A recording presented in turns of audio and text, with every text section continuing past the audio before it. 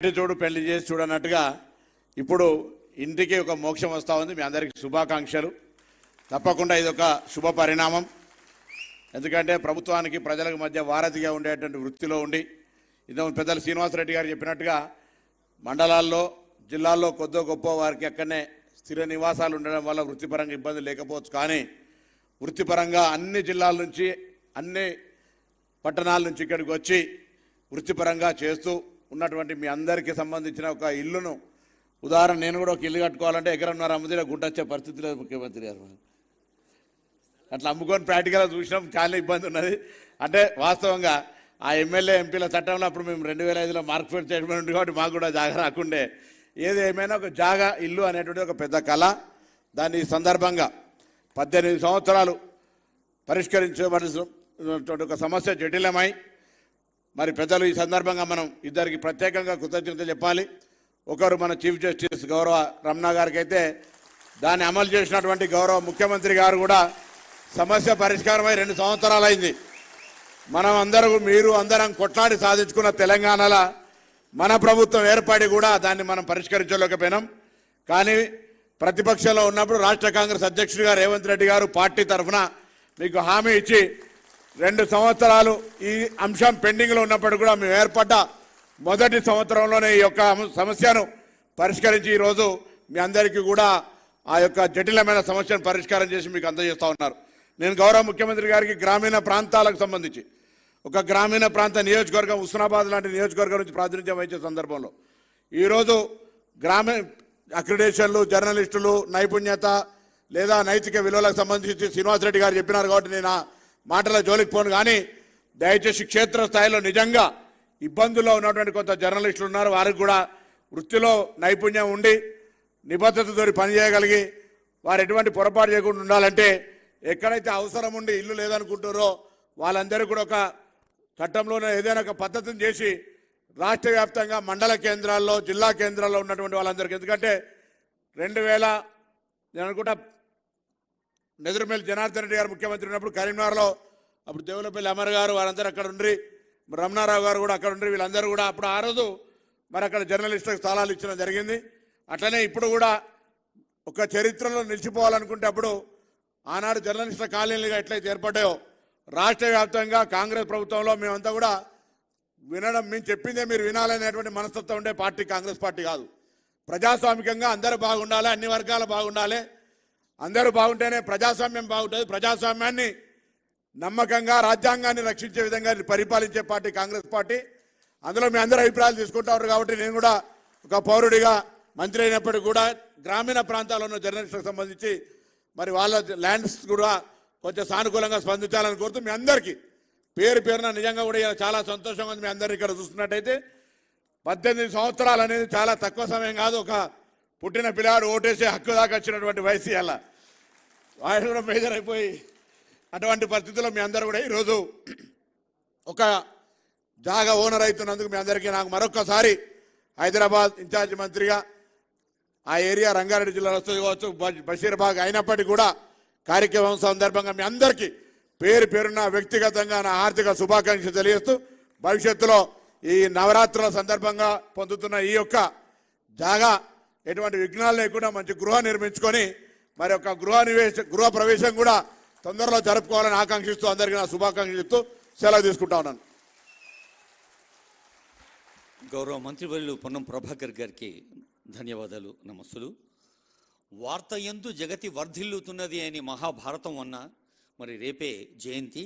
ప్రజాకవి కాళోజీ ఒకే ఒక్క సిరాచుక్క 1,00,000 మెదళ్లకు కదలిక అన్న పాత్రికేయ రంగం ప్రాధాన్యం పెరిగిన పెద్దలు జర్నలిస్టుల కోరికల్ని జనరస్గా పరిష్కరిస్తూ సాగుతూ మరి ప్రజల కోరికలు నెరవేర్చడంలోనే గుండెల నిండా ఆనందం పొంగేటి మన మంత్రి పొంగులేటి వారి సందేశం.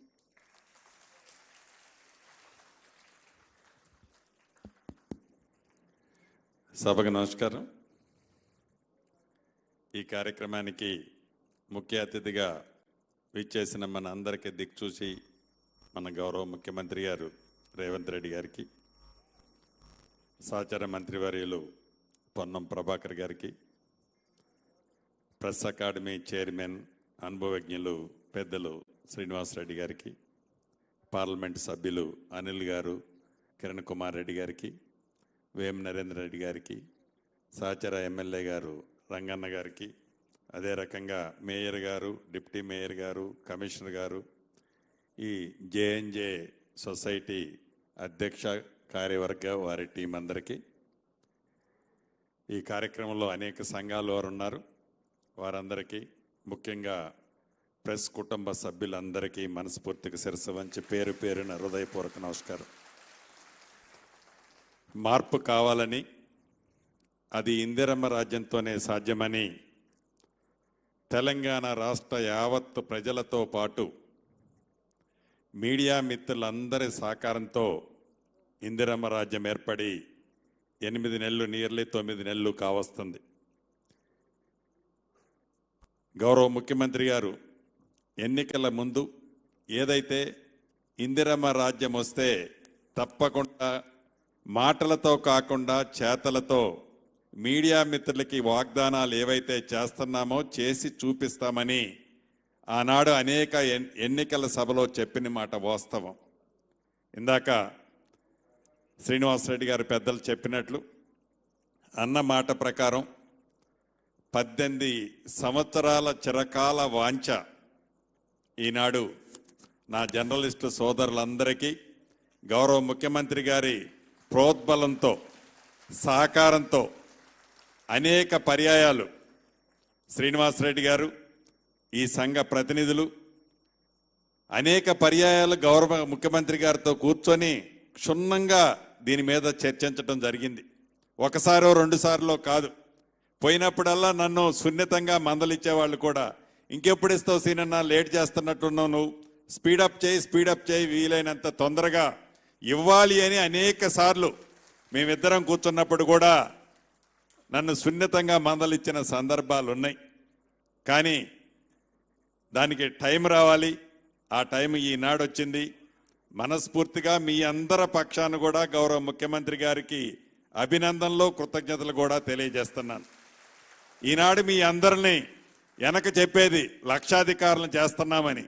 లక్షాధికారులని కాదు, ఈనాడు దీంట్లో సుమారు 1105 మంది సభ్యులు, పెద్ద కోటేశ్వరులు మీరంతా.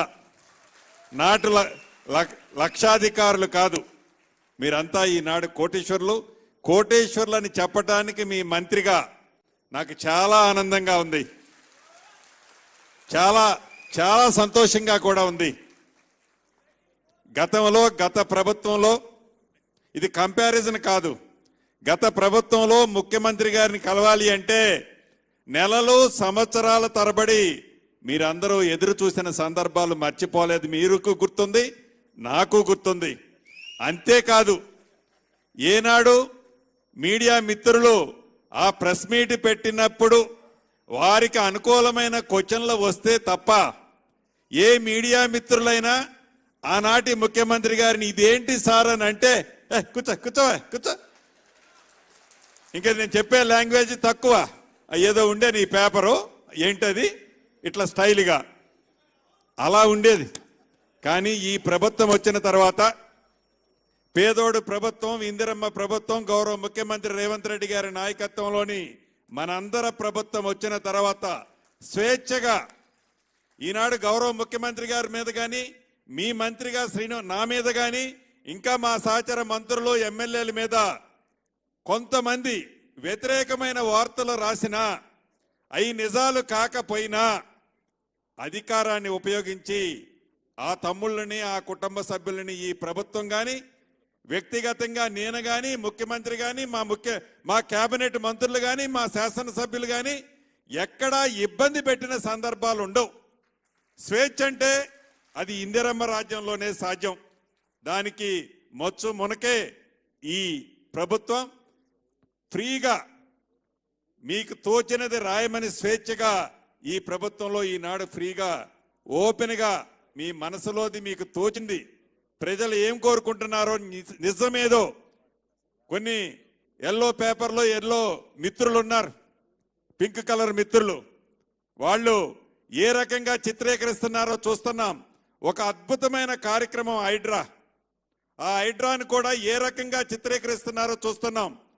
గడిచిన వారం రోజుల నుంచి రాష్ట్ర వ్యాప్తంగా అనేక జిల్లాలు అతలకుతలమవుతున్నాయి వరదలతో. దాంట్లో కూడా రాజకీయ లబ్ధి కోసం ఆ పార్టీ నాయకులు ఆనాటి ప్రతిపక్ష పెద్దలు మాట్లాడుతుంటే దాన్ని చిత్రీకరించి బొమ్మలు చిత్రాలు ఎలా చూపిస్తున్నారో చూస్తున్నాం. అయినా ఈ ప్రభుత్వం కానీ ఈ రథసారథి రేవంత్ రెడ్డి గారు కానీ ఎప్పుడు ఏ ఒక్క మీడియా మిత్రుల మీద చిన్న కేసు పెట్టింది కూడా లేదు, భవిష్యత్తులో కూడా ఉండదు. అంతెందుకు, ఇప్పుడు ఈ 1105 మందిలో నాకు తెలిసి వాళ్ళని అభిమానించే వాళ్ళు కూడా కొంతమంది ఉన్నారు. వాళ్ళకి ఇస్తే కుదరదు అని మేము అనలా, ఏమన్నాం. గౌరవ ముఖ్యమంత్రి గారే చెప్పారు, అట్లేమీ లేదు, వాళ్ళు మన తమ్ముళ్ళే, నిజం తెలుసుకుంటారు, నిజంగా వాళ్ళు మన ద్వారా కోటేశ్వరులు ఈ ప్రభుత్వం ద్వారా అవుతున్నప్పుడు తప్పకుండా వాళ్ళలో కూడా పరివర్తన వస్తుంది అని గౌరవ ముఖ్యమంత్రి గారి ఆలోచన. అంటే ఈ ప్రభుత్వం యొక్క ఆలోచన, ఈ ప్రభుత్వం యొక్క పరితనం, ఈ ప్రభుత్వం యొక్క బ్రాడ్ మైండ్ అలా ఉంటది. అదే ఇందిరమ్మ రాజ్యం. నిజంగా ఇది ఒక వారం రోజుల క్రితమే జరగాల్సి ఉండే, ఆనాడు కొన్ని అనివార్య కారణాల వల్ల పోస్ట్ పోన్ చేసి మళ్ళీ ఈ రోజు పెట్టుకున్నాం. ఈ రోజు కూడా ఉదయం 11 గంటలకే జరగాలి, కానీ రాత్రి మళ్ళీ వర్షాలు ఉధృతమైన సందర్భంగా గౌరవ ముఖ్యమంత్రి గారి సూచనల మేరకు మళ్ళీ నేను జిల్లాకి వెళ్లాల్సి వచ్చింది. జిల్లాలోకి వెళ్తే మళ్ళా హెలికాప్టర్ పంపించి లేట్ అవుతుంది సీనన్న, నువ్వు వచ్చే ఏమంటే ఎట్టి పరిస్థితుల్లో ఈ రోజు జరపాలి అని చెప్పారు. 3 గంటలుగా 3ంటికి అన్నారు. లేట్ అయినందుకు నా మీడియా కుటుంబ సభ్యులందరినీ మన్నించవలసిందిగా మనస్ఫూర్తిగా కోరుతున్నా. ఈరోజు యావత్ తెలంగాణ రాష్ట్రంలో వరదల ఉధృతితో అతలకుతలమవుతుంది రాష్ట్రం. ఈ రాష్ట్రాన్ని తప్పకుండా, ఈ రాష్ట్ర ప్రజలని, పేదవాళ్ళకి అండగా మాతో పాటు మీరు కూడా పూర్తి సహకారం ఉండాలని కూడా మిమ్మల్ని వేదిక మీద నుంచి మనస్ఫూర్తిగా కోరుతున్నా. ఇంతేకాదు, భవిష్యత్తులో కూడా నిజంగా పేదవాళ్ళు ఏ ప్రభుత్వాన్ని అయితే కోరుకున్నారో, పేదవాళ్ళు ఏమి కావాలనుకొని ఈ ఇందిరమ్మ రాజ్యాన్ని తెచ్చుకున్నారో ఆ దిశగా గౌరవ ముఖ్యమంత్రి గారు ఈరోజు తీసుకునే అనేక మంచి నిర్ణయాలు, అది మూసీ ప్రక్షాళనే కావచ్చు, 4th సిటీయే కావచ్చు, టౌన్లో డెవలప్మెంట్సే కావచ్చు, రైతులకి రుణమాఫీ, నిజంగా 31,000 కోట్లు ఈనాడు ఈ ప్రభుత్వం ఇచ్చే పరిస్థితిలో లేదు. నిజం చెప్పుకోవాలంటే అది కేవలం గౌరవ ముఖ్యమంత్రి గారు మొంకి పట్టుబట్టారు.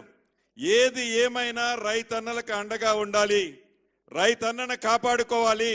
రైతన్న లేకపోతే మనందరం జీవించడమే కష్టమో ఒక రైతుగా నాకు తెలుసు అని అనేక ఇబ్బందులు పడి సుమారు 18,000 కోట్లు పైగా ఈనాడు ఈ ప్రభుత్వం రైతన్నల ఖాతాలో జమ చేసింది.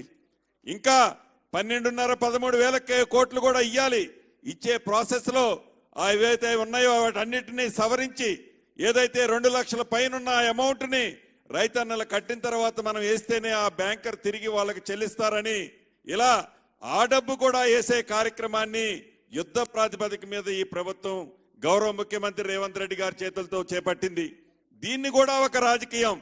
చివరికి వరదలు ఖమ్మం వచ్చారు. ఖమ్మం వచ్చినప్పుడు ఇక్కడున్న మీడియా మిత్రులందరికీ తెలుసు, దాని మీద కూడా వెనక పెద్దోళ్ళు చెప్తుండేది శవాల మీద చిల్లరేరుకునే రాజకీయాలు అని. వరదల్లో కూడా బురద రాజకీయాలు చేస్తూ ఈ ప్రభుత్వాన్ని చిన్నబుచ్చే విధంగా ఈ ప్రభుత్వం చేస్తున్న మంచితనాన్ని ఆ బురదలో పెట్టాలని వాళ్ళు పగటి కలలు కంటుంటే ప్రజలు ప్రతిదీ గమనిస్తున్నారు, ప్రతిదీ చూస్తున్నారు. 2 సార్లు కర్రు గాల్చి వాదపెట్టినా ఇంకా వాళ్ళకి జ్ఞానోదయం కాలే. నిన్న మొన్న కేంద్ర ప్రభుత్వం నుంచి మంత్రులు వచ్చారు. ఇంతకుముందు కూడా కిషన్ రెడ్డి గారు నేను కలిసే వచ్చాం. అంటే గౌరవ ముఖ్యమంత్రి గారు ఆనాటి ఇప్పుడు ప్రధానమంత్రి గారు తెలంగాణ రాష్ట్రానికి వస్తే పోయి ఈ రాష్ట్ర పరిస్థితి యథార్థం ఏంటో చెప్పి ఈ రాష్ట్రానికి కేంద్రం నుంచి ఏం కావాలని అడిగితే దాన్ని పెద్దన్న పాత్ర పోషించమని అడిగితే బడే బాయ్ చోటే బాయ్ అని దానికి కూడా రంకు కట్టారు. అంటే ఎంత దౌర్భాగ్యమైన ఆలోచన ఆనాడు ప్రతిపక్షానికి ఉండేది.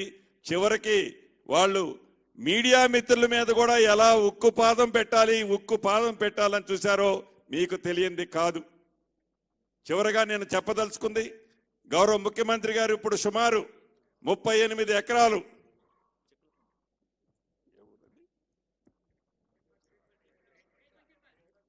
బేగ్ బషీర్బాగ్ దగ్గర 38 ఎకరాలు 1105 నెంబర్లకి ఇవ్వటం జరిగింది.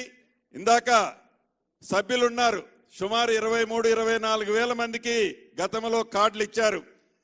అనేక సార్లు నేను శ్రీనివాసరెడ్డి గారు అనుకున్నాం, కానీ ఇంత పెద్ద ఎత్తున దాంట్లో జెన్యూన్గా ఉన్న వాళ్ళకి, ఎవరైతే జెన్యూన్ జర్నలిస్టులు ఉన్నారో వాళ్ళకి ఇవ్వటానికి ఈ ప్రభుత్వానికి, గౌరవ ముఖ్యమంత్రి గారికి కానీ ఈ ప్రభుత్వానికి కానీ ఎటువంటి ఇబ్బంది లేదు. ఆ జెన్యూనిటీని తేల్చాల్సింది ప్రభుత్వ పక్షంలో ఉన్న గౌరవ ముఖ్యమంత్రి గారో మంత్రిగా నేనో కాదు, సభ్యులైన మీరే తేల్చాలి. అది మండల స్థాయి కానీ జిల్లా స్థాయి కానీ, ఇంకా హైదరాబాద్లో కూడా చాలా మంది ఉన్నారు అర్హులైన జర్నలిస్టులు. తప్పకుండా వాళ్ళ ఆరోగ్య కార్డ్స్ విషయంలో కానీ ఇతరత్ర విషయంలో కానీ తప్పకుండా పాజిటివ్గానే థింక్ చేస్తుంది ఈ ప్రభుత్వం. నెగిటివ్ సెకండ్ యాంగిల్లో ఈ ప్రభుత్వం ఎట్టి పరిస్థితుల్లో ఎప్పుడూ థింక్ చేయదు, పాజిటివ్లోనే థింక్ చేస్తుంది. కానీ అది జెన్యూనిటీ ఉంటేనే చేయగలుగుద్ది. దాన్ని గమనించి మీలో మీరే ఎవరు జెన్యూన్ అనేది లిస్ట్ ఫైనల్ చేస్తే మరొక్కసారి కూడా తప్పకుండా, ఇదేమీ ఫైనల్ కాదు, ఇది స్టార్టింగ్ మాత్రమే. ఆనాడు కాంగ్రెస్ ముఖ్యమంత్రిగా దివంగత నేత వైఎస్ రాజశేఖర రెడ్డి గారి టైంలో ఇచ్చాం. మళ్ళీ కాంగ్రెస్ ప్రభుత్వం వచ్చిన తర్వాత ఈనాడు గౌరవ ముఖ్యమంత్రి రేవంత్ రెడ్డి గారి నాయకత్వంలో ఇస్తున్నాం. భవిష్యత్తులో రాబోయే ఈ 4 సంవత్సరాల 3 నెలల్లో కూడా ఇంకా చాలా మందికి ఇవ్వాల్సిన వాళ్ళు ఉన్నారు, వేలాది మంది ఉంటారు. డెఫినెట్గా ఇస్తాం, ఇచ్చే దాంట్లో వెనక్కిపోయేది లేదు. కానీ ఆ జెన్యూనిటీ అనేది ముఖ్యం. దాన్ని తప్పకుండా మీరే ఫైనల్ చేసి, ఇందాక అధ్యక్షులు మీ చైర్మన్ గారు చెప్పినట్లు మీరే ఒక కమిటీని కాన్స్టిట్యూట్ చేద్దాం. దాంట్లో జెన్యూనిటీ నామ్స్ మీరు ఫైనల్ చేసి ఆ పద్ధతిలో చేసిన తర్వాత అర్హులైన వాళ్ళకి అన్ని రకాలుగా గౌరవ ముఖ్యమంత్రి రేవంత్ రెడ్డి గారి నాయకత్వంలోని ఈ ఇందిరమ్మ ప్రభుత్వం మీకు అండదండలుగా ఉంటుందని మరొక్కసారి మనస్ఫూర్తిగా గౌరవ ముఖ్యమంత్రి గారికి అభినందనలు, కృతజ్ఞతలు తెలుపుతూ ఆల్ ది బెస్ట్ మీ అందరికీ చెప్తూ సెలవు తీసుకుంటున్నాను. Thank you very much. గౌరవ మంత్రివర్యుల సందేశానికి ధన్యవాదాలు. దురదృష్టవశాత్తు ఫ్యామిలీ బ్రెడ్ విన్నర్ కుటుంబ పెద్ద దూరమైతే ప్రభుత్వ పెద్దగా నేనున్నాను అంటూ ముఖ్యమంత్రి గారు అందిస్తున్న ఆర్థిక సాయం, స్వర్గీయులైన పాత్రికేయ కుటుంబాలకు ₹1,00,000 ఆర్థిక సహాయం. ఇప్పుడు నూనె సత్యవతి గారు, మహబూబాబాద్. నూనె సత్యవతి గారు, తర్వాత బ్యాగరి లక్ష్మి గారు నారాయణపేట, సత్యవతి గారు వారి కుటుంబ పెద్ద సూర్య పత్రిక సేవలు అందించారు, బ్యాగరి లక్ష్మి గారు వార్త. ఆ తర్వాత ములుగు జిల్లా ఆళ్ల వరలక్ష్మి సాక్షి, ములుగు ఆళ్ల వరలక్ష్మి. తర్వాత మండలి లక్ష్మి మన తెలంగాణ కామారెడ్డి, మండలి లక్ష్మి గారు మన తెలంగాణ కామారెడ్డి. తర్వాత సానా సుమలత గారు BCN న్యూస్ హైదరాబాద్, అమ్మ సుమలతమ్మ. Naseerunnisa Begum metro evening Mahabub Nagar.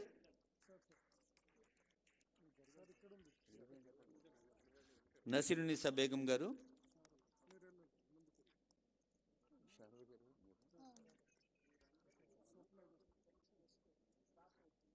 ₹1,00,000 ఆర్థిక సాయంతో పాటు మరి మన మీడియా అకాడమీ చైర్మన్ గారు గుర్తు చేస్తున్నారు, ప్రతి నెల ₹3,000 పెన్షన్ కూడా ఇస్తోంది ప్రభుత్వం. అలాగే 2 పిల్లలకు ₹1,000 చొప్పున ట్యూషన్ ఫీజు కూడా అందజేస్తోంది. నసీరునిసా బేగం గారు అందుకుంటున్నారు ఆర్థిక సాయాన్ని. తర్వాత CH శారద గారు సూర్య పత్రిక భద్రాద్రి కొత్తగూడెం.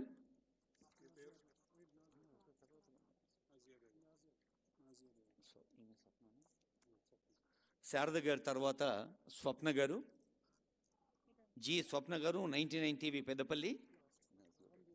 తర్వాత నజియా బేగం గారు సియాసత్ నాగర్ కర్నూల్.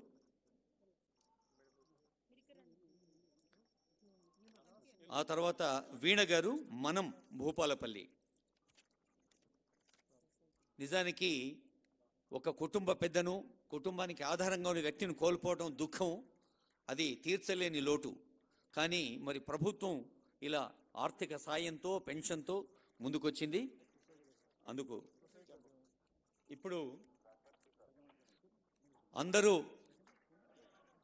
ఎదురు చూస్తున్న శుభ సందర్భం. ఇందాక అందరి సందేశాల్లో కూడా విన్నాం, ఎన్నాళ్ల నిరీక్షణ ఫలిస్తోంది. మరి కళ్ళు ఆనందంతో కాంతి విరిసే సందర్భం. ఆనరబుల్ ముఖ్యమంత్రి గారి చేతుల మీదుగా 38 ఎకరాల Jawaharlal Nehru journalist housing society, తొలి ప్రధాని పేరిట ఏర్పడ్డటువంటి హౌసింగ్ సొసైటీ ప్రభుత్వ ఉత్తర్వది, భూమి స్వాధీన ఉత్తర్వు. ఇందులో జేఎన్జేహెచ్ఎస్ గౌరవ అధ్యక్షులు బి కిరణ్ కుమార్ గారు, గౌరవ ఉపాధ్యక్షులు రవికాంత్ రెడ్డి గారు, గౌరవ కార్యదర్శి వంశీ శ్రీనివాస్ గారు, డైరెక్టర్ రమణారావు గారు, అశోక్ రెడ్డి గారు, ఇంకా ఎందరో వారు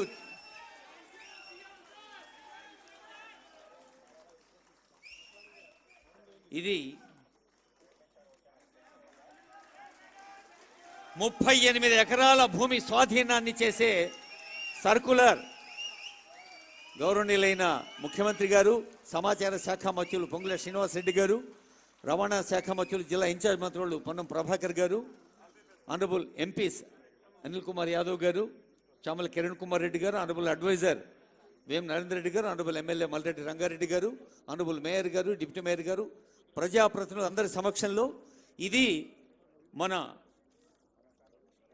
పాత్రికేయ మిత్రుల సంస్థ కిరణ్ కుమార్ గారు, రవికాంత్ రెడ్డి గారు, వంశీ శ్రీనివాస్ గారు, రమణారావు గారు, అశోక్ రెడ్డి గారు, మీ అందరి పక్షాన అందజేస్తున్న ఆత్మీయ సత్కారం.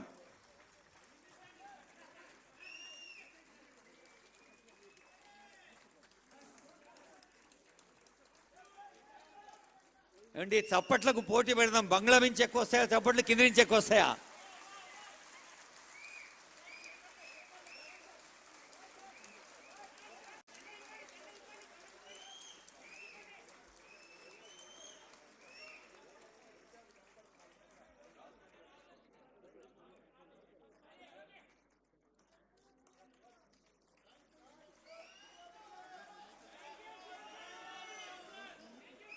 అందరూ లేచి నిలబడి మరి వారి ఆనందాన్ని వ్యక్తం చేస్తున్నారు పైన కింద. Please give a big hand. ఒక మారు అది కోరికలు నెరవేరిన సందర్భంలో వస్తున్న గుండె చప్పుడు, ఆ చప్పట్ల ధ్వానాల మధ్య చీఫ్ ఎగ్జిక్యూటివ్గా సేవలు అందిస్తున్న జేఎన్జేహెచ్ఎస్ పెద్దలు వంశీ శ్రీనివాస్ గారి స్పందన.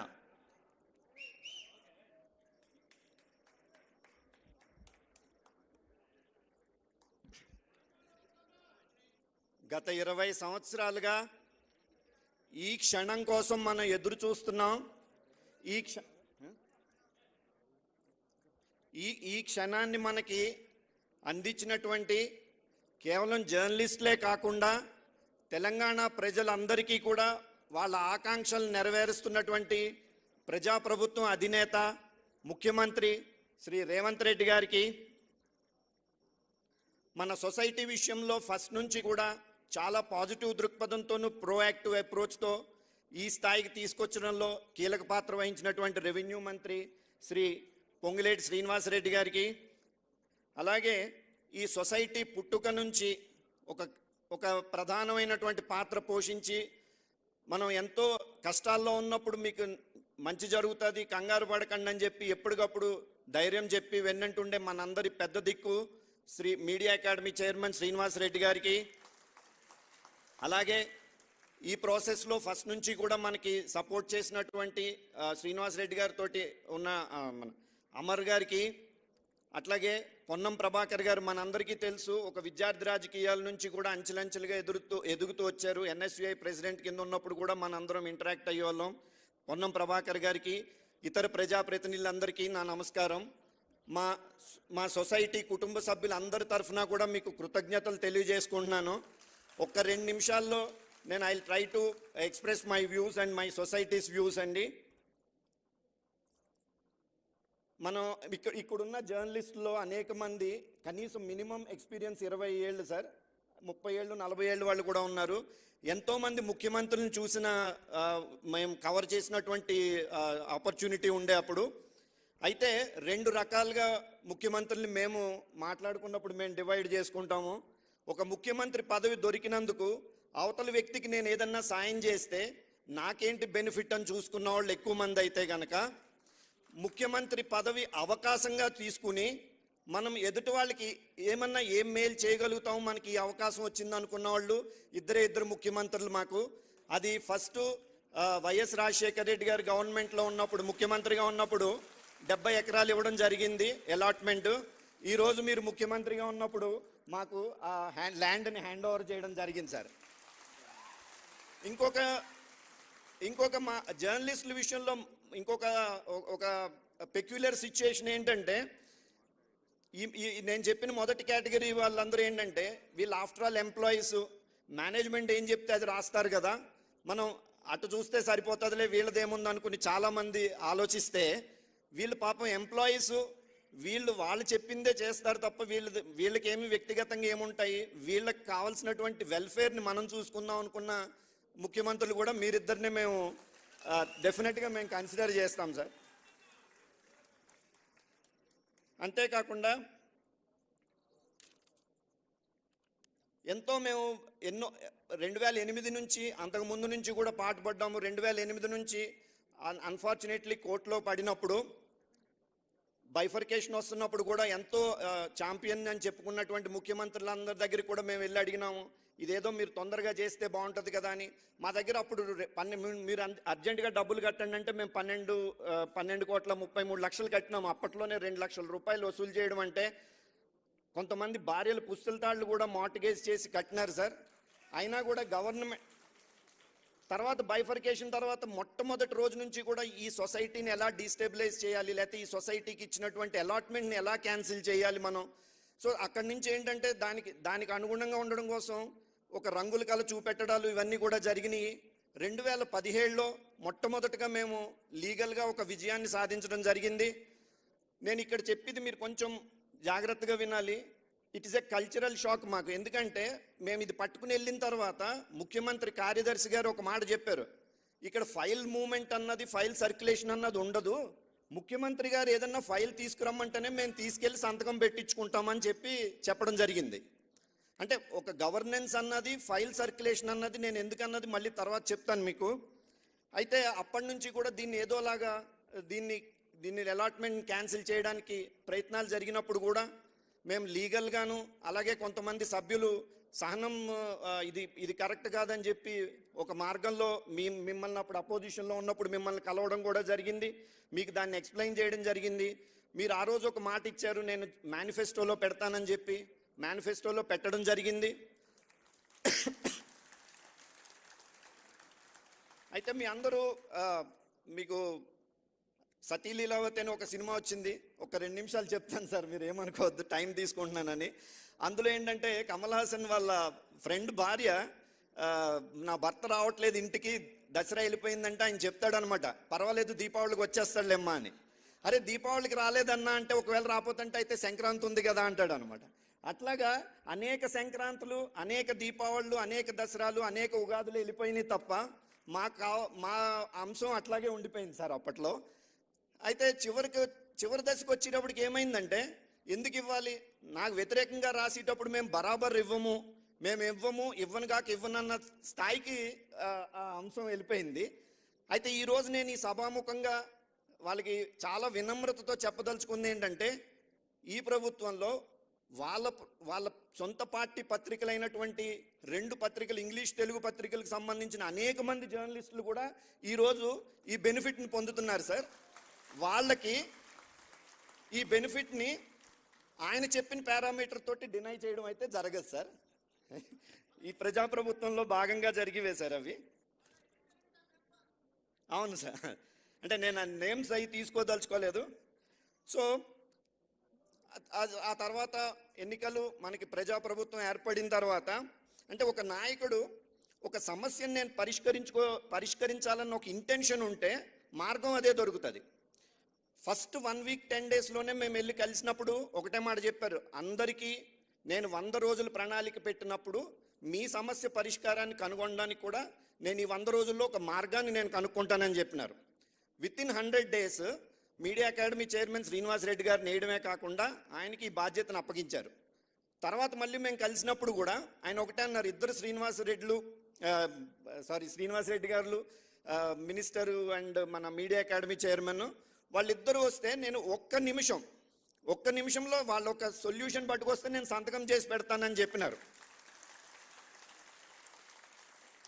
నేను ఇందాక చెప్పిన గవర్నెన్స్ గురించి, ప్రాసెస్ గురించి, ఫైల్ సర్క్యులేషన్ అన్నది ముఖ్యమంత్రి గారు పిలిస్తే వెళ్ళడం కాదు, అది ఒక రొటీన్ ప్రాసెస్ అని నమ్మిన ప్రభుత్వం కాబట్టే అదేవిధంగా ముఖ్యమంత్రి గారి దగ్గరికి వెళ్ళినప్పుడు ఆయన ఒక్క నిమిషంలోనే ఆ సంతకం పెట్టి మనకి ఈరోజు ఇంత ఆనందంగా మనం ఉండడంలో ఆయన ఇట్స్ ఎన్ ఎమోషనల్ మూమెంట్. మా ఫ్యామిలీ మెంబర్స్ అందరం కూడా మీకు రుణపడి ఉంటాం సార్.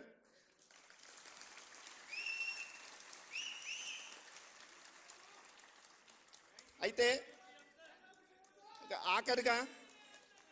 ఆఖరిగా సార్ మీకు తెలుసు 2008లో మేము డబ్బులు కట్టిన తర్వాత ఒక డెవలప్మెంట్ చేయాలంటే లేఅవుట్కి అయ్యి ఖర్చు ఎంత ఉంటుందో 16 ఏళ్ళు దాటింది కాబట్టి ఈరోజు ఎంత ఉంటుంది అన్నది మీకు అంటే మేము మీకు ఎక్స్ప్లెయిన్ చేయాల్సిన ఇది కాదు. అట్లాగే మాకు ఒక దురదృష్టం ఏంటంటే ఒక స్థలంలో చాలా ఎక్కువ 4 లక్షల క్యూబిక్ మీటర్స్ రాక్ ఉంది సార్. అప్పుడు కూడా ఏంటంటే ఒక బ్యూరోక్రటిక్ దానికి మేము కొంత బలవడం జరిగింది. వీళ్ళకి ఇక్కడ ఇస్తే కనుక మనతో పాటు ఇస్తే వీళ్ళు ఒక అంతస్తు కడితే మళ్ళీ మన మీద పేపర్లో రాస్తారు, ఫోటోలు తీసుకెళ్ళి అప్పుడున్న చీఫ్ సెక్రటరీ గారు మమ్మల్ని ఎక్కడో వేరే చోట ఇవ్వడం జరిగింది. సో మేము కొంత అక్కడ డిసడ్వాంటేజ్ ఉంది సార్. మీరు ఇదే పెద్ద మనసు చూపెట్టుకుని ఈ లేఅవుట్ డెవలప్మెంట్ విషయంలో కానీ ఇతర ప్రొసీజరల్ ఇష్యూస్లో కానీ అంటే ఎక్కడ మేము, ఎందుకంటే సార్ ఈ పాండమిక్ వచ్చిన తర్వాత చాలా మందికి ఉద్యోగాలు పోయినాయి సార్. ఈవెన్ ఉద్యోగాల్లో కూడా meagre salary sir. And one more thing ఏంటంటే ఒక 70 మంది దాకా చనిపోవడం జరిగింది సార్. సో ఈ ఆర్థిక లిమిటేషన్స్ ఆసక్తతను మీరు దృష్టిలో పెట్టుకుని మాకు తప్పనిసరిగా మీరు మళ్ళీ మీ దగ్గరకు వస్తాం. ఎందుకంటే మనిషి ఆశాజీవి, ఇచ్చిందంత తృప్తి పడకుండా ఇంకొంత మళ్ళీ మీ దగ్గరికి వచ్చి చేస్తాం మేము. Thank you so much sir. Thank you once again everybody. Thank you all. Thank you sir. సంకల్ప శుద్ధి ఉంటే సంకల్ప సిద్ధి సాధ్యమవుతుంది అని నిరూపిస్తున్నారు ప్రతిరోజు, ప్రతి గంట, ప్రతి పూట. Education, sports, tourism, agriculture, industrialisation, IT, artificial intelligence, subject ఏదైనా ముఖ్యమంత్రి గారు ఎప్పుడు అనే మాట ఒకటే, ఫోకస్. తమదైన దృష్టి కేంద్రీకరణతో, జనబాహుళ్య అభిప్రాయ సాంద్రీకరణతో సాగుతున్న ఆనరబుల్ సీఎం రేవంత్ రెడ్డి గారి సందేశం. 3 రంగుల జెండా బట్టి సింగమోలే కదిలినాడు ఒక్కరో కాంగ్రెస్ సూర్యుడు, మన రేవంత్ అన్న నిగ్గదీసి అడిగే మునగాడు. వీడు భూమిన వానైతాడు, బీదసాదల ధైర్యం వీడు, దొంగ దొరల భరతం పడతాడు. మన రేవంత్ అన్న పేద ఇంటికి పండుగ తెస్తాడు. సోనియమ్మ దివెనతోని రాహులన్న సైనికుడై.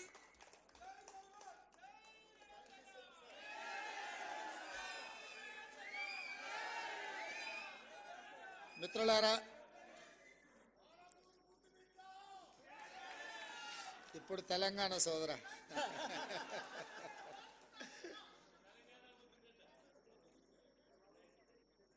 జవహర్ లాల్ నెహ్రూ జర్నలిస్ట్ సొసైటీ ఆధ్వర్యంలో ఆనాడు డాక్టర్ వైఎస్ రాజశేఖర రెడ్డి గారు ఈ సమాజానికి పట్టిన రుగ్మతలను, అనుభవిస్తున్న సమస్యలను పరిష్కరించే డాక్టర్లుగా జర్నలిస్టులను గుర్తించి సమాజానికి చికిత్స చేసే డాక్టర్లు అనారోగ్యానికి, నిర్లక్ష్యానికి గురైతే అది సమాజానికి నష్టము అన్న ఆలోచనతో ఆనాడు జర్నలిస్ట్ మిత్రులందరికీ కూడా ఇంటి స్థలాలు కేటాయించాలని డాక్టర్ వైఎస్ రాజశేఖర రెడ్డి గారు శ్రీమతి సోనియా గాంధీ గారి నేతృత్వంలో నిర్ణయం తీసుకోవడం జరిగింది. సరే, ఆనాటి నుంచి ఈనాటి వరకు జరిగిన పరిణామాలు నేను పెద్దగా వివరించదలసిన అవసరం లేదు, మీకు అందరికీ తెలుసు. కానీ ఈరోజు ఒక పండగ వాతావరణంలో 1100 మంది జర్నలిస్టు కుటుంబ సభ్యుల సమక్షంలో నిలబడి ఈ సమస్యకు శాశ్వత పరిష్కారం చూపించిన సహచార మంత్రివర్గ సభ్యులు పొంగులేటి శ్రీనివాసరెడ్డి గారు, అదేవిధంగా కార్యక్రమంలో పాల్గొన్న సహచార మంత్రివర్గ సభ్యులు పొన్నం ప్రభాకర్ గారు, మేమందరం గౌరవించి ప్రభుత్వం ఏర్పడ్డ తర్వాత నేను తెలంగాణ రాష్ట్రానికి ముఖ్యమంత్రి కావాలని ఎంత బలంగా అనుకున్నానో, ప్రెస్ అకాడమీ చైర్మన్గా శ్రీనివాసరెడ్డి గారిని కూడా నియమించాలని అంతే బలంగా నేను ఆనాడు భావించిన. ప్రెస్ అకాడమీ చైర్మన్గా పెద్దలు శ్రీనివాసరెడ్డి గారు ఈనాడు ఈ కార్యక్రమాన్ని ఏర్పాటు చేసి ఇందులో పార్లమెంట్ సభ్యులు చామల కిరణ్ రెడ్డి గారు, శాసన సభ్యులు మల్రెడ్డి రంగారెడ్డి గారు, వేం నరేందర్ రెడ్డి గారు, నగర ప్రథమ పౌరురాలు గద్వాల విజయలక్ష్మి గారు, అదేవిధంగా డిప్యూటీ మేయర్ శ్రీలత గారు, ఐఎన్పిఆర్ కమిషనర్ హనుమంతరావు గారు, సోదరులు పాత్రికేయ మిత్రులు దేవులపల్లి అమర్ గారు, వేదిక మీద ఉన్న పెద్దలు, తెలంగాణ సమాజానికి ప్రతినిధులుగా ఉన్న జర్నలిస్టు కుటుంబ సభ్యులందరికీ కూడా ఈ సందర్భంగా అభినందనలు తెలియజేస్తున్నాను. ప్రతి సమస్యకు ఏదో ఒక పరిష్కారం ఉంటుంది. పరిష్కారం గొప్పగా ఉండొచ్చు, పరిష్కారం మామూలుగా ఉండొచ్చు. కానీ పరిష్కరించవలసిన వ్యక్తులు బాధ్యతాయుతంగా వ్యవహరించినప్పుడే ఆ సమస్యకు పరిష్కారం దొరుకుతుందని చెప్పి నేను బలంగా నమ్ముతాను. ఉమ్మడి రాష్ట్రంలో తెలంగాణ రాష్ట్ర ఏర్పాటు అనేది ఒక పెద్ద సమస్య, జటిలమైన సమస్య, చిక్కుముడి లాంటి సమస్య. అంత జటిలమైన చిక్కుముడి లాంటి సమస్యకే కాంగ్రెస్ పార్టీ పరిష్కారం చూపించి తెలంగాణ రాష్ట్రాన్ని ఏర్పాటు చేసింది. మరి పండిట్ జవహర్లాల్ నెహ్రూ గారి పేరు మీద ఏర్పాటు చేసిన ఈ సంఘము, ఈ భూ కేటాయింపు పండిట్ జవహర్లాల్ నెహ్రూ వారసులుగా శ్రీమతి సోనియా గాంధీ గారి ప్రతినిధులుగా ఈ సమస్యను పరిష్కరించడం మా బాధ్యత అని మేము భావించి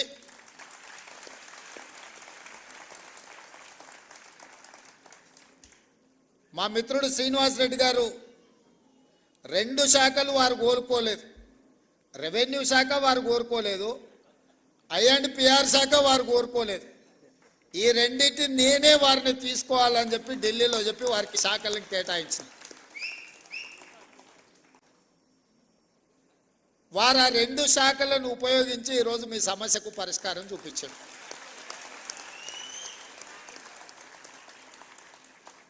నా దగ్గరికి వంశీ, రవికాంత్ ఇతర మిత్రులు వచ్చి 2-3 సార్లు నన్ను అడిగితే నేను చెప్పిన, పైనుంచి ఆదేశాలు ఉండవు. ప్రభుత్వం నడవడానికి ఒక ప్రాసెస్ ఉంటుంది, ఒక విధానం ఉంటుంది. ఆ విధానంలో ఆ సమస్యకు సంబంధించిన ఫైలు ఏ విధంగా ముఖ్యమంత్రి కార్యాలయానికి రావాలనో ఆ విధంగా ఫుల్ షేప్తోని ముఖ్యమంత్రి కార్యాలయానికి ఫైల్ వచ్చిన మరుక్షణం ఇక్కడ మీకు సంబంధించిన సమస్యకు పరిష్కారం దొరుకుతుందని వారికి చెప్పినా, ఆ విధంగా ఫైల్ని బిల్డప్ చేసి ముందుకు తీసుకురండి అని చీఫ్ సెక్రటరీ గారి నుంచి మంత్రి గారి వరకు సూచన చేసిన ఈ ఫైల్ ప్రాసెస్లో మీకు తెలుసు, ఈ ప్రాసెస్లో అమలు చేసినప్పుడు కొంత సమయం పడుతుంది. ఆ ప్రాసెస్లో జరిగిన డిలేనే కానీ నిర్ణయం తీసుకోవడానికి ఈ ప్రభుత్వానికి శశబిశలు లేవు. స్పష్టంగా ఫైల్ వచ్చిన మరుక్షణం, ఎందుకంటే ప్రాసెస్లో ఏదైనా తప్పిదం జరిగితే మళ్ళీ ఎవరైనా కోర్టుకు వెళ్ళిందంటే ఇప్పటికే 73 మంది ఈ నిజాన్ని చూడకముందే వారు కన్ను మూసారు. ఇంకా చాలామందికి ఇలాంటి నష్టం జరగకూడదు, మీ సమస్యకు శాశ్వత పరిష్కారం చూపించాలన్న ఆలోచనతోనే మా ప్రభుత్వం శాశ్వతమైన పరిష్కారాన్ని ఈరోజు మీకు అందరికీ చూపించడం జరిగింది. అదేవిధంగా కొన్ని అంశాలు నేనే ప్రస్తావిస్తాము, ఎందుకంటే మీ ముందు కొన్ని అంశాలను ప్రస్తావిస్తే నచ్చినా నచ్చకపోయినా వాటికి ఏమైనా పరిష్కారం దొరుకుతుందేమో అని నేను అనుకున్నా.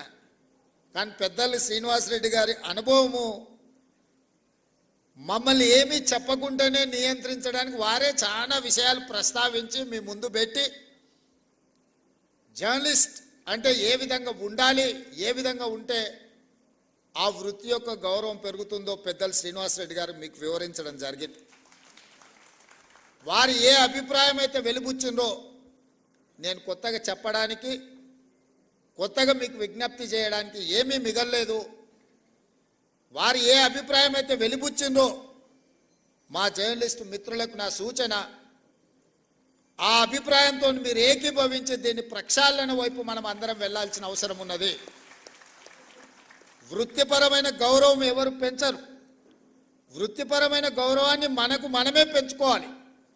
రాజకీయ వృత్తిని సమాజం చాలా చిన్నచూపు చూసే పరిస్థితి వచ్చింది.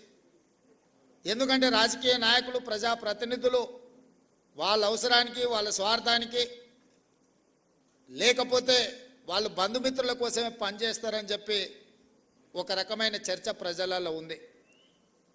దాన్ని తగ్గించడానికి వీలైతే అట్లాంటి చర్చనే లేకుండా చెయ్యాలన్న ప్రయత్నంలో భాగంగానే చాలా విషయాలలో పారదర్శకంగా ప్రజాభిప్రాయం మేరకు పాత్రికేయ మిత్రుల యొక్క ఆలోచన విధానాలు కూడా తెలుసుకొని మా ప్రభుత్వం ఈరోజు పనిచేస్తుంది.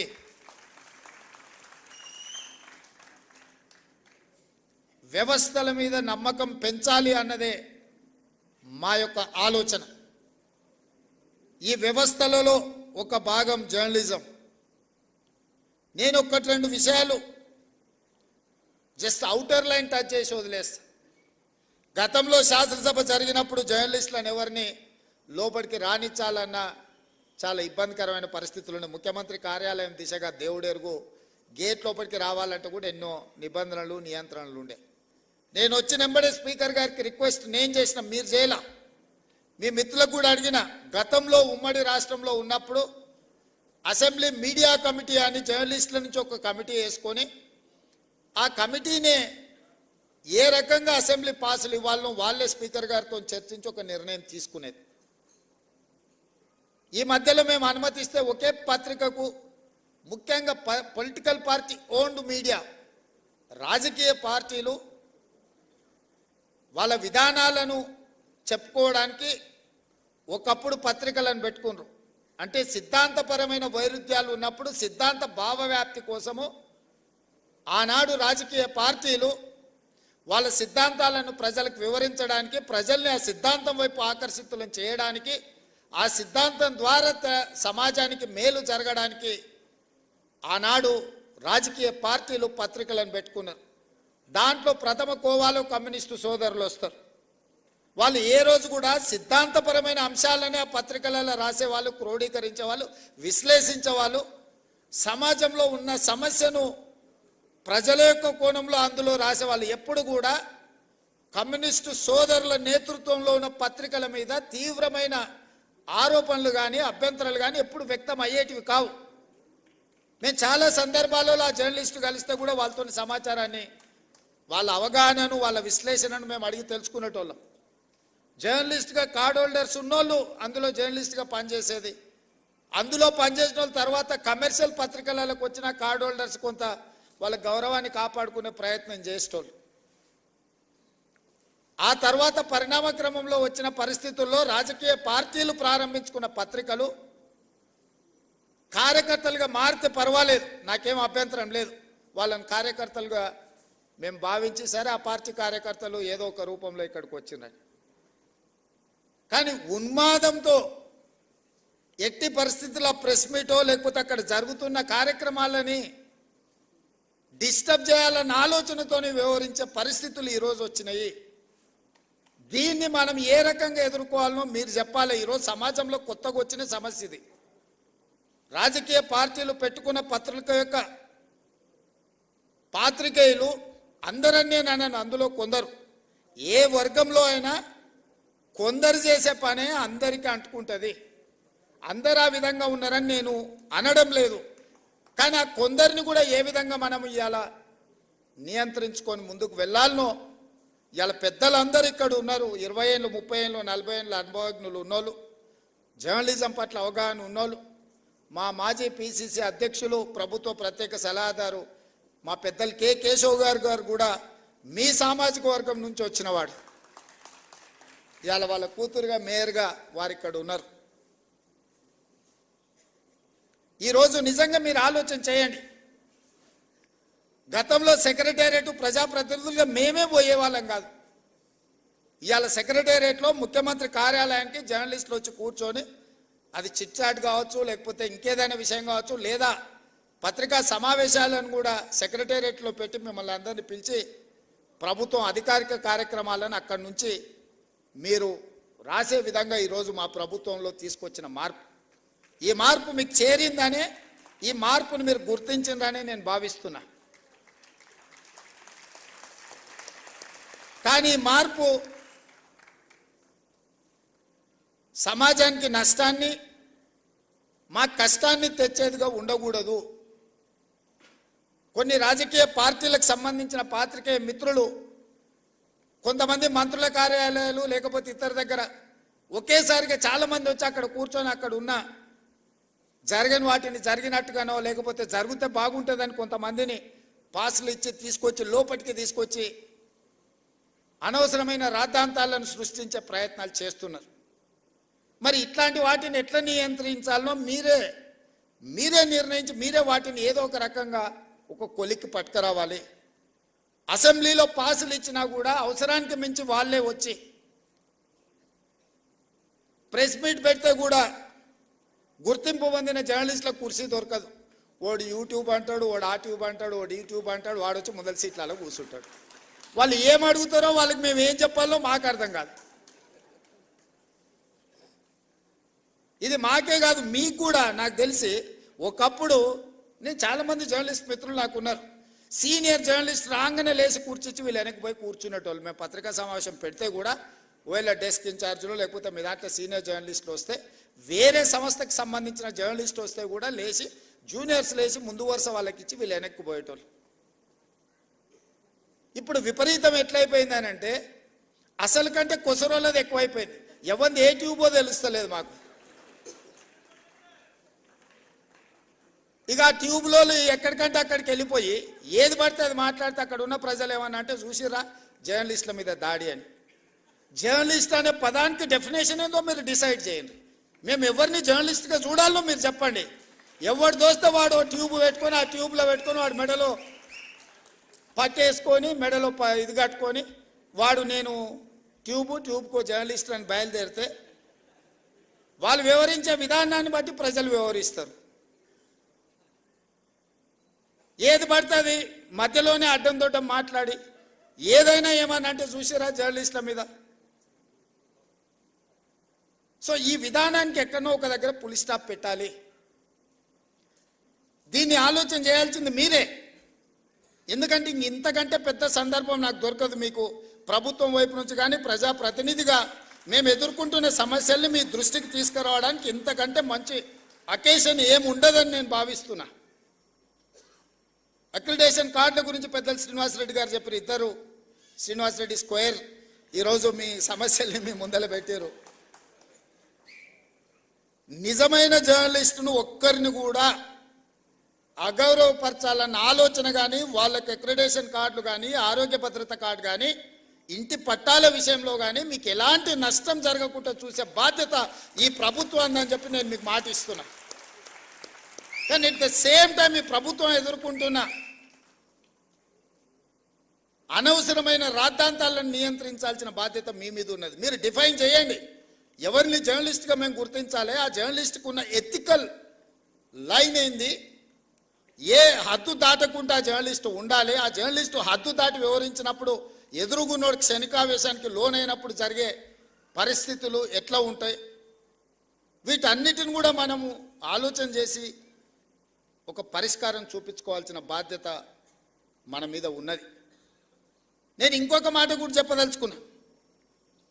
ఈరోజు సిద్ధాంతాలు రాసుకోవాల్సిన పత్రికలు ఇష్టారాజ్యంగా అసలు ఏ భాష వాడాలనో జర్నలిస్టులకు కూడా కొన్ని నిబంధనలు ఉన్నాయి కదా. అసెంబ్లీలో మేము ఏదైనా మాట్లాడితే రికార్డుల నుంచి తొలగించడమనో లేకపోతే ఈ భాషకు పద్ధతి లేదనో మనం పార్లమెంటరీ వ్యవస్థలో మనం అనుకుంటున్నాం కదా. మరి పత్రికలకు జర్నలిస్టులకు ఏ భాష రాయాలి, ఎలాంటి భాష వాడాలి, ఏ పదప్రయోగం హోదాని బట్టి రేవంత్ రెడ్డి మీకు నచ్చకపోవచ్చు యాజ్ ఎ ఇండివిజువల్, కానీ Revanth Reddy is Telangana chief minister.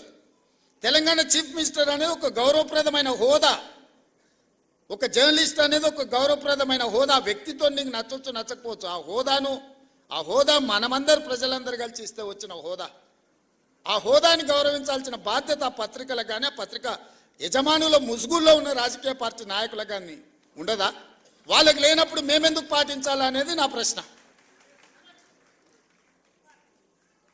వాళ్ళు ఆ బాధ్యతను మరిచి అసభ్యంగా వ్యవహరించి అసందర్భమైన అంశాలను ప్రస్తావిస్తే న్యాచురల్గా రియాక్షన్ ఉంటుంది. ఆ రియాక్షన్ని మొత్తం జర్నలిస్టులకు మీరు ఆపాదించుకోకండి. దయచేసి వేదిక మీద నుంచి మీడియా మిత్రులకు నా విజ్ఞప్తి ఒక్కటే, ప్రజల కోసం ప్రజల మధ్యలో ఉండి ప్రజా సమస్యల్ని వెలికితీసే జర్నలిస్టులు ఒక వర్గం అయితే, కేవలం రాజకీయ పార్టీ యజమానిని రక్షించడానికి ఆ యజమానికి మొత్తం వ్యవస్థను అప్పచెప్పడానికి ప్రయత్నం చేస్తున్న వాళ్ళు ఇంకొక కోవా. ఈ రెండింటిని మీరు విడదీయండి. ఈ రెండింటిని కలగాపులగం చేయడం ద్వారా నిజమైన జర్నలిస్టుకు నష్టం జరుగుద్ది. ఆ నష్టం జరగకుండా ఉండడానికి అవసరమైన ప్రణాళికలు మీరు సిద్ధం చేయండి అని చెప్పి నా వైపు నుంచి విజ్ఞప్తి. అసెంబ్లీలోకైనా లేకపోతే సెక్రటేరియట్లోకైనా ప్రభుత్వ కార్యాలయాల్లోకైనా మిమ్మల్ని అనుమతించడానికి ఎలాంటి అభ్యంతరం లేదు. దానికి సరైన కార్డు తీసుకోండి, సరైన విధానాన్ని తీసుకొని రండి. నేను మా మంత్రి గారికి సూచన చేస్తున్నా. నెక్స్ట్ స్టెప్ అదే. సెక్రటేరియట్కి ఎవరు రావాలి, ఎవరికి పాసులు ఇవ్వాలి, ఏ పత్రిక సర్క్యులేషన్ బట్టి ఎంతమందికి పాసులు ఇవ్వాలి. మీరు నిబంధన పెట్టుకోకపోతే పేపర్ మీద ఉండే పత్రికోడు కూడా 10 మాకు పాసులు కావాలంటారు, ఒత్తిడి తీసుకొస్తున్నారు. ప్రజలలో ఉండే పత్రికలకు పేపర్ మీద ఉండే పత్రికలకు ఉన్న తేడాను కూడా మీరే డిఫైన్ చేసుకోండి. అసెంబ్లీకి కూడా ఎంత సీనియర్ వాళ్ళు. పార్లమెంట్లో నేను అప్పుడు ఎంపీని కాదు కానీ ఎమ్మెల్సీగా ఎమ్మెల్యేగా పార్లమెంట్కి పోయినప్పుడు సీనియర్ జర్నలిస్టులు మన తెలుగు వాళ్ళు కూడా సెంట్రల్ హాల్కి వచ్చేది. సెంట్రల్ హాల్లో ఎమ్మెల్యేలు కూడా అనుమతి తీసుకోవాలంటే సపరేట్ పాస్ తీసుకొని పోవాల్సి వచ్చేది. ఎంపీలు ఎక్స్ఎంపీలు వాళ్ళకి మాత్రమే సెంట్రల్ మినిస్టర్స్కి అనుమతి ఉండే, స్టేట్ మినిస్టర్స్ కూడా పాస్ తీసుకొని పోవాలి. కానీ జర్నలిస్టులకు పర్మనెంట్ పాస్ ఉండేది సెంట్రల్ హాల్లో. నేను ఒకసారి కనుక్కున్న, ఒక జర్నలిస్ట్కు పాస్ ఇచ్చిన మాకెందుకు ఇయ్యారా అని. అంటే వాళ్ళు 20-25 ఇయర్స్ వాళ్ళు ఈ ప్రొఫెషన్లో ఉండరు, వాళ్ళు దీన్ని అగౌరవపరచరు, వాళ్ళు ఒక గౌరవప్రదంగా దీన్ని కాపాడతారు కాబట్టి వాళ్ళకి సెంట్రల్ హాల్కి అనుమతి ఇచ్చిందని ఆ రోజు చెప్పారు. అంటే జర్నలిస్టులకు పార్లమెంటరీ పార్టీ వ్యవస్థలో ఎంత ప్రాధాన్యత ఉండే దీన్ని బట్టి మీరు అర్థం చేసుకోండి. ఇవాళ అసెంబ్లీలో కానీ సెక్రటేరియట్లో కానీ ముఖ్యమంత్రి కార్యాలయంలో కూడా మిమ్మల్ని నియంత్రించాల్సిన అవసరం లేదు. మీరు ఆ సీనియారిటీని, ఆ ఎక్స్పీరియన్స్ను, ఆ పత్రికకున్న ప్రాధాన్యతను మీరు డిఫైన్ చేసుకోండి. చేసుకున్నప్పుడు మీరు వాకిన్ ముఖ్యమంత్రిని కలవడానికైనా, వాకిన్ ఎనీ అదర్ మినిస్టర్ని కలవడానికైనా అనుమతించడానికి మాకు ఎలాంటి అభ్యంతరం లేదు. On record, of the record అనుకున్నప్పుడు మనం కొన్ని పాత్రికా మిత్రులతో జనరల్ చిట్ చాట్ చేస్తాం. వాళ్ళు కొన్ని అవి ప్రస్తావించరు, అంటే డిఫర్ అయినా కూడా ప్రస్తావించరు. మనం ఆఫ్ ద రికార్డ్ అని ఏదైనా వాళ్ళతో షేర్ చేసుకుంటే జస్ట్ పరిస్థితులు మనం చర్చించుకున్నాం. నిజంగా ఆ జర్నలిస్టు ఒకవేళ ఇక్కడి నుంచి ఇంకొక దగ్గరికి మారినా పాతకాలం వాళ్ళు దాన్ని ఆ లైన్ పెట్టుకునేటోళ్ళు, ఆ థిన్ లైన్తోని వ్యవహారం చేసేవాళ్ళు. ఇప్పుడు అట్లా లేకుండా పోయింది. అనకున్నా అన్నరాను, లేకపోతే ఏదైనా జనరల్ చిట్ చాట్కి వస్తే నాకు ఒక బ్యాడ్ ఎక్స్పీరియన్స్ ఉంది. జనరల్ చిట్ చాట్ ఎప్పుడో గాంధీ భవన్లో వేస్తే ఎవరో జర్నలిస్టులే ఉన్నారు అందరు, మరి అది రికార్డ్ చేసుకొని బయటికి పోయారు అనెతికల్గా. మనం ఊరికే కూర్చున్నప్పుడు యథాలాపంగా మాట్లాడుతుంటాం మనం, అంటే భాషలో కానీ లేకపోతే భావంలో కానీ పెద్ద అటెన్షన్ రాజేమో, అంతా మనమే ఫ్రెండ్స్ లాగా ఏదో నవ్వుకో. అది రికార్డ్ చేసుకెళ్ళి ఇవ్వడం అనేది అదేమన్నా భావ్యమా? దాంతోనే మీ ఎవరితోనైనా ఏమైనా మాట్లాడాలంటే ఉన్నంతసేపు జాగ్రత్తగా ఉండాల్సిన పరిస్థితి అట్లాంటి దాంట్లో వచ్చింది. మాకేం వేరే మిమ్మల్ని ఏదో దూరం పెట్టాలనో మీతో మాట్లాడొద్దని కాదు. ఎవరిని అకౌంటబుల్ ఫిక్స్ చేస్తాం నాకు తెలిసి ఎవరో కూడా, కానీ వాళ్ళని అన్నం అనుకో అది ఇంకొక చర్చకు దారితీస్తుంది. సో ఇట్లాంటివి అన్నిటిలో కూడా ఈరోజు సీనియర్స్ అందరు ఉన్నారు, సీనియర్స్ సిన్సియర్స్ కావాల్సిన వాళ్ళు అందరు ఉన్నారు. మీరు ఒక లైన్ పెట్టుకోండి. మీ ఆరోగ్య భద్రత కార్డు, మన ఢిల్లీ పోయినప్పుడు ఢిల్లీ హాస్పిటల్స్లో మేమేమో కార్డు అక్కడ ఉంది, మేమేమో ఢిల్లీలో ఉన్నాం, మాకు ఢిల్లీలో ఏదన్నా హెల్త్ ఇష్యూ వస్తే హాస్పిటల్కి పోలేకపోతున్నాం అన్నారు. ఇమ్మీడియట్గా రెసిడెంట్ కమిషనర్ పిలిచి ఢిల్లీ హాస్పిటల్లో కూడా వాళ్ళకి ఏం కావాలనో చేయండి, ఒకవేళ అక్కడ కాకపోతే సీఎం రిలీఫ్ ఫండ్ కానీ ఏం కావాలంటే వాళ్ళకి చేయాలని చెప్పేసి వచ్చింది. ఎందుకంటే మీ మేనేజ్మెంట్ ఇక్కడ ఉంది, మీ మేనేజ్మెంట్ తరఫున వాళ్ళు ఢిల్లీలో పనిచేస్తున్నారు. ఢిల్లీలో చిన్న చిన్న ఆరోగ్య సమస్యలు వస్తే హైదరాబాద్కి వచ్చి ట్రీట్మెంట్ చేయించుకుంటే అంతకంటే ఎక్కువ ఖర్చు అవుతుంది. అందుకోసం ఢిల్లీలో ఉండే అపోలోలో వాళ్ళకి ఏ విధంగా వైద్యాన్ని అందించాలో మాట్లాడి ఢిల్లీ అపోలోలో వాళ్ళకి ట్రీట్మెంట్ చేయడానికి అవసరమైన చర్యలు తీసుకోండి అని రెసిడెంట్ కమిషనర్ చెప్పొచ్చినండి. వాళ్ళు ఎప్పుడు ఏ ఇష్యూ వచ్చినా వాళ్ళని అడ్రస్ చేయండి, వాళ్ళకి కావాల్సిన సమస్యను పరిష్కరించండి. తెలంగాణ భవన్కి వస్తే వాళ్ళకి కూర్చోవడానికి కానీ మంచి చెడ్డకు ఒక మంచి ప్రాపర్ వాళ్ళకి ఇది ఇవ్వండి అని చెప్పి రెసిడెంట్ కమిషనర్ చెప్పొచ్చు. నేను ఇక్కడున్న కమిషనర్ కూడా మీ సమస్యలు మా పెద్దలు మిత్రుడు శ్రీనివాసరెడ్డి గారికి నేను సూచన చేస్తున్నా. వీళ్ళ అక్రిడేషన్ కార్డులు కానీ భద్రత హెల్త్ ఇష్యూలో కానీ ఇట్లాంటి ఇష్యూస్ ఏమున్నా శాశ్వత పరిష్కారం ఒక గైడ్లైన్స్ పెద్దలు శ్రీనివాసరెడ్డి గారు చెప్పినట్టు చిన్న పత్రికలు, మధ్య తరహా పత్రికలు, పెద్ద పత్రికలు వీటిని ఏ విధంగా డిఫైన్ చేయాలి, గవర్నమెంట్ ఆఫ్ ఇండియా గైడ్లైన్స్ ఏంది, election commission of India guidelines ఏంది, పత్రికలు అంటే ఏంది, పొలిటికల్ పార్టీ ఓన్డ్ జర్నలిజం ఏంది, ఆ పత్రికలు ఏంది అనే దాంట్లో కూడా డెఫినేషన్స్ ఉన్నాయి. వాటి అన్నిటిని క్రోడీకరించి కొత్త విధి విధానాలను తయారు చేయండి. మీరు ఇచ్చిన విధి విధానాల మీద చర్చ చేసి క్యాబినెట్లో అప్రూవల్ ఇచ్చి దానికి చట్టబద్ధత కల్పించే బాధ్యత నాది. ఎందుకంటే కొన్ని పనులు ఆటోమేటిక్గా జరిగిపోవాలి. ఒకసారి ఒక రూల్ ఫ్రేమ్ చేసుకొని గైడ్లైన్స్ ఫ్రేమ్ చేసుకుంటే ఆ ఫ్రేమ్లోకి వస్తే ఆటోమేటిక్గా పని జరిగేటట్టు. ప్రతిసారి మళ్ళీ రావాలా, అడగాల, ప్రతి వ్యక్తిని నేను ఎగ్జామిన్ చేయాలనేది పరిస్థితి ఎందుకు? ఒక సిస్టమ్ తయారు చేస్తే సిస్టమ్ ఆటోమేటిక్గా దాని ప్రాసెస్లో అది నడవాలి అనేది, వ్యవస్థల్ని రివైవ్ చేయాలనేది నా ఆలోచన. అన్ని శాఖలలో గంటల కొద్దీ ఈరోజు సమీక్షలు చేస్తున్నది. దెబ్బతిని ఈరోజు వ్యవస్థలు కూలిపోయే పరిస్థితి వచ్చింది కాబట్టి ఆ వ్యవస్థల్ని నిలబెట్టడానికి, వాటిని బలోపేతం చేయడానికి, వాటిని నడిపించడానికి విధి విధానాలు ఖరారు చేస్తున్నాం. మనకు టూరిజం పాలసీ లేదు, ఎనర్జీ పాలసీ లేదు, స్పోర్ట్స్ పాలసీ లేదు. ఇట్లా చెప్పుకుంటూ వెళ్తే 10 సంవత్సరాల తెలంగాణకే పాలసీ లేదు. పాలసీ లేకపోవడం కూడా ఒక పాలసీ కింద భావించరు కొంతమంది. అట్లాంటి పరిస్థితి నుంచి ఒకటొకటిగా పరిష్కరించుకుంటూ విధి విధానాలను ఖరారు చేస్తూ మన ఎదురుగా వచ్చిన సమస్యను తాత్కాలికంగా పరిష్కరించడం కాదు, శాశ్వతంగా దానికి విధి విధానాలను రూపొందించండి అని చెప్పి అన్ని శాఖలను సమన్వయం చేసుకుంటూ ఈరోజు ముందుకు వెళ్తున్నాము. అనుకున్నంత ఆశామాసి కాదు ఈ ప్రభుత్వ వ్యవహారంలో బండి నడపడం. మీకు తెలియంది కాదు, మీరు అందరు కూడా చూసినారు. దానికి ఒకసారి ఎనుకో ముందో అవుతుంది. కొంతమంది అధికారులకు విధానం 10 సంవత్సరాలు ఒక సిస్టంలో పనిచేస్తే ఓవర్ నైట్ ఆ సిస్టమ్ అంతా మార్చాలనుకుంటే కూడా కొన్నిసార్లు వాళ్ళకి అర్థం కాదు కదా, అర్థం కావడానికి కూడా కొంత సమయం పడుతుంది. వాళ్ళు అనుకుంటారు 10 నెలలు అయితే వీరు వారే అవుతుండొచ్చు అని కూడా ఎదురు చూస్తుంటారు కొంతమంది. ఎందుకు అని అంటే ఆ 10 ఏళ్ళు అట్లా చూసినాం, సార్ ఏదో కొత్తలో ఊపులో ఉన్నట్టున్నాడు కానీ సార్కి కూడా తత్వం బోధపడుతుంది. 10 నెలలు అయితే అనుకునేటోళ్ళు కూడా ఉంటారు. అట్లాంటివి ఏముండవు మిత్రులారా. మేము మీలో ఒకరమే. మీ సమస్యలను పరిష్కరించే బాధ్యత మాది. అదేవిధంగా ఇంకొక మాట చివరగా నేను ఒక మాట చెప్పదలుచుకున్న, సార్ అన్నీ చెప్పిండు కానీ మేము అడిగింది కానీ మేము కోరుకుంటున్నది చెప్తలేడని అనుకుంటున్నారు.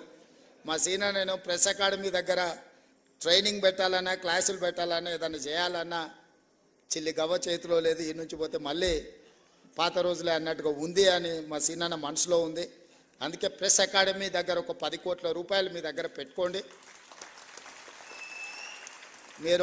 మీకు కావలసిన ట్రైనింగ్ కానీ ఫిలాసఫీ కానీ ఐడియాలజీని కానీ, నేను మీ ఐడియాలజీ ఉన్న వాళ్ళని మారమని నేను చెప్పడం లేదు, నా జాబ్ అది కాదు.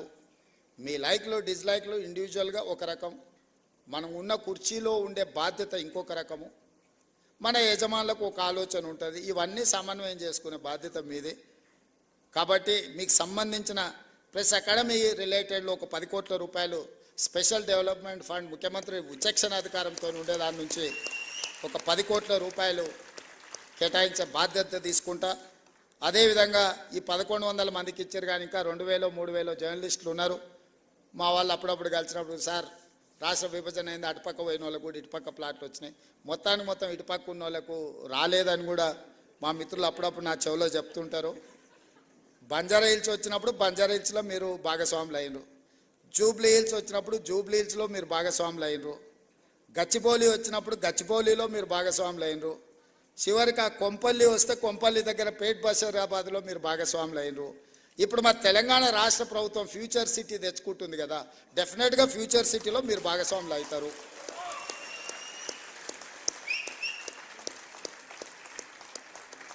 ఎవరైతే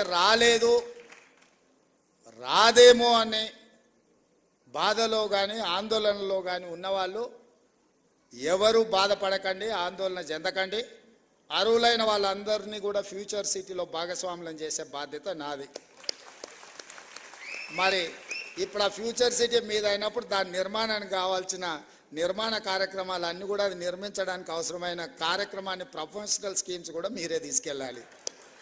ఎందుకంటే అది ఎంత ప్రమోట్ అయితే మీకు కూడా ఎంతో కొంత అందులో స్టేక్ హోల్డర్స్ అవుతారు. ఇప్పుడు ఇంతకుముందే మా సీనియర్ అన్నాడు, లక్షాధికారులు కాదు ఇప్పుడు ఇచ్చేది కోటీశ్వరులను చేసిందని. రేపు పొద్దుగాల అక్కడ కూడా మీరు కోటీశ్వరులు కావాలంటే ఆ ప్రాంతం కూడా అభివృద్ధి చెందాలి.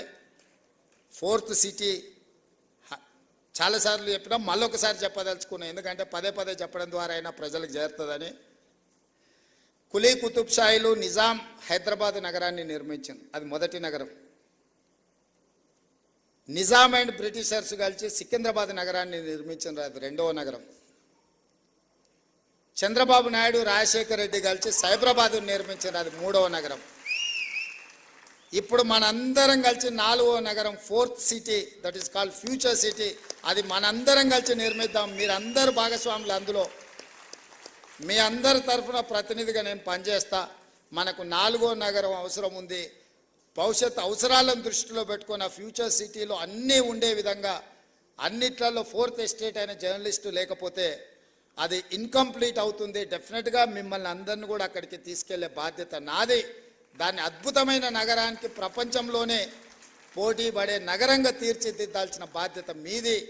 మనం అందరం అనుకుంటే 4th సిటీని ఫ్యూచర్ సిటీని నిర్మించుకోవడం పెద్ద విషయం కాదు. 100% దాన్ని అద్భుతమైన నగరంగా నిర్మించుకుందాం.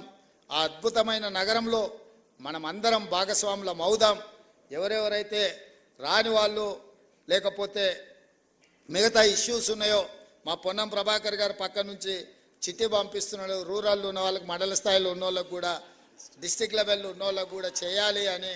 తప్పకుండా వాళ్ళకు కూడా చాలా వరకు ఇచ్చిండ్రు. ఇంకా ఇయ్యని వాళ్ళు ఏదైనా ఉంటే కూడా జిల్లాల నుంచి కూడా సమాచారం తెప్పించుకుంటాం. వాళ్ళందరినీ కూడా గౌరవప్రదంగా మీ వృత్తిలో మేము జర్నలిస్ట్ అని మీరు గౌరవంగా చెప్పుకునే విధంగా మీ అవసరాలను మీ సమస్యల్ని పరిష్కరించడానికి ఈ ప్రభుత్వం పనిచేస్తుంది. చివరగా నా విజ్ఞప్తి ఒక్కటే, రాజకీయ నాయకులు పాత్రికేయ మిత్రులు ఒకరినొకరిని గౌరవించుకున్నప్పుడే ఈ సమాజం మనల్ని గౌరవిస్తుంది.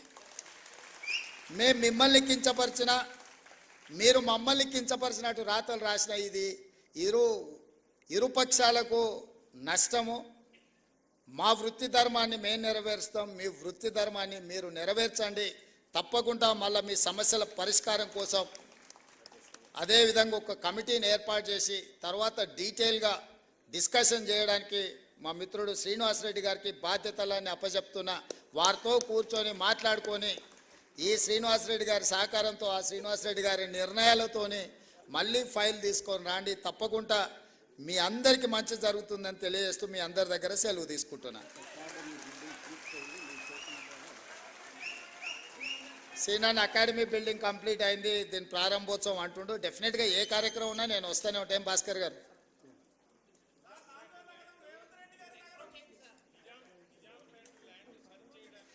డెఫినెట్గా వంశీ చెప్పింది నాకు గుర్తుంది. అంచనా తెచ్చుకున్నాక దాన్ని ఏం చేయాలనో చెప్తా. రెండు ఏది ఉన్నా మీకు ఇచ్చిన భూమితో పాటు మీకు చేయగలిగిన సాయం ఇట్లా మీరు మీ గురించి చెప్తారు. మీతో పాటు నేను కూడా హౌసింగ్ సొసైటీలో సభ్యుని, మా ఇంట్లో వస్తే అంటున్నారు వాళ్ళకి పట్టాలు ఇచ్చినాగా నీళ్లు పట్టా ఎప్పుడు వస్తుంది అని. ఎమ్మెల్సీగా నేను కూడా 10 లక్షలు కట్టిన, నేను కూడా అందులో సభ్యుని. నా ఇంటి పట్టా రాలా, కానీ మీ ఇంటి పట్టా క్లియర్ చేసినాము. కాబట్టి తప్పకుండా మీరు తీసుకొచ్చిన సమస్యలు మా అధికారులు రాసుకున్నారు. వాటిని దృష్టిలో పెట్టుకొని తప్పకుండా వాటిని పరిష్కరించడానికి ముందుకెళ్తామని తెలియజేస్తూ సెలవు తీసుకుంటున్నా. ధన్యవాదాలు మిత్రులారా. గౌరవనీయులైన ముఖ్యమంత్రి గారికి, మీడియా అకాడమీ చైర్మన్ శ్రీనివాసరెడ్డి గారు, కమిషనర్ ఐఎన్పిఆర్ హనుమంతరావు గారు, ఆనరబుల్ సీఎం గారికి, ఆనరబుల్ ఐఎన్పిఆర్ మినిస్టర్ గారు, ఐఎన్పిఆర్ డిపార్ట్మెంట్ తరఫున ఐఎన్పిఆర్ మినిస్టర్ గారు సన్మానం చేస్తున్నారు. రెవెన్యూ ఐఎన్పిఆర్, అలాగే పొన్నం ప్రభాకర్ గారు, ఇంకా పెద్దలందరికీ ఆత్మీయ సన్మానం. 4th సిటీ అన్నారు ఆనరబుల్ సీఎం. ప్రజాస్వామ్యంలో 4th ఎస్టేట్, పటిష్టమైన 4వ స్తంభం మీడియా. అలాంటి మీడియాకు 4th అంటే మరి భవిష్యత్తు, అలాంటి భవిష్యత్తు గురించి చెప్పారు. అలాగే ఆనరబుల్ సీఎం ఒక అద్భుతమైన సందేశం తన ఈ సుదీర్ఘ ఉపన్యాసంలో చెప్పింది. Win win situation. ప్రజాస్వామ్యంలో ప్రజలు గెలవాలి, ప్రభుత్వం గెలవాలి. అలాంటి ప్రజలకు, ప్రభుత్వానికి అనుసంధానంగా ఉన్న మీడియా గెలవాలనే సందేశం అందించిన ఆనరబుల్ సీఎం గారిని ఇప్పుడు కిరణ్ కుమార్ గారు, రవికాంత్ రెడ్డి గారు, వంశీ శ్రీనివాస్ గారు, రమణారావు గారు, అశోక్ రెడ్డి గారు, చిత్ర గారు హౌసింగ్ సొసైటీ తరఫున వారికి ఇప్పుడు honourable CM is requested to sir రండి. ఇప్పుడు Jawaharlal Nehru journalist housing society బాధ్యులు ప్రెసిడెంట్ కిరణ్ కుమార్ గారు, వైస్ ప్రెసిడెంట్ రవికాంత్ రెడ్డి గారు, చీఫ్ ఎగ్జిక్యూటివ్ వంశీ శ్రీనివాస్ గారు, డైరెక్టర్స్ పివి రమణారావు గారు, కె అశోక్ రెడ్డి గారు, ఆర్టిస్ట్ చిత్ర గారు.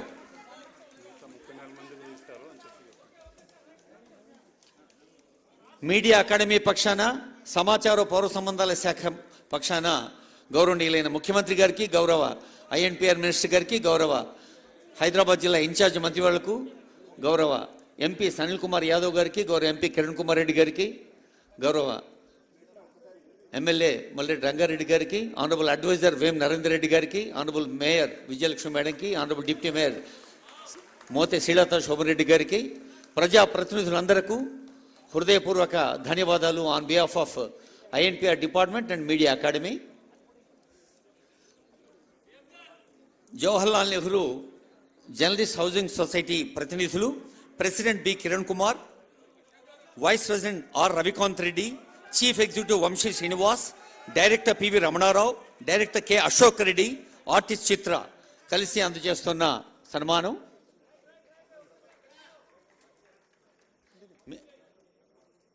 మిగతా 34 మంది కూడా ఈ వేదికపైన ఇవ్వడం జరుగుతుంది. I request you to wait please.